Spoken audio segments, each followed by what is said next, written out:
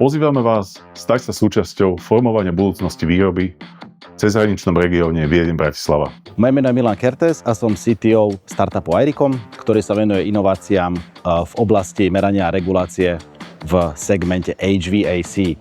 Našou inováciou je aplikácia elektrického rozvádzača na dosku plošných spojov. Účastnili sme sa startupového programu v rámci Twin City Hubu.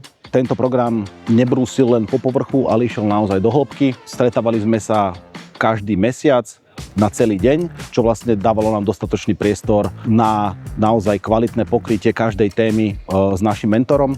Čiže šli sme vždycky do hĺbky a vyriešili sme tú tému tak, že priniesla veľké množstvo veľmi použiteľných výstupov pre každý zo startupov.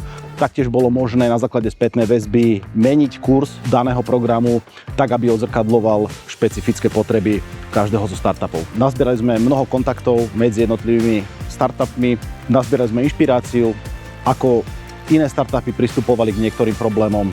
Nazbierali sme kontakty aj medzi priemyselnými partnermi. Toto bolo realizované cez tzv. Roadshows, ktoré sme si veľmi užili. Toto je program, ktorý sa zameriava na prototypovanie a startupy alebo týmy s cieľom vyrábať ich produkty, čiže je to manufacturing.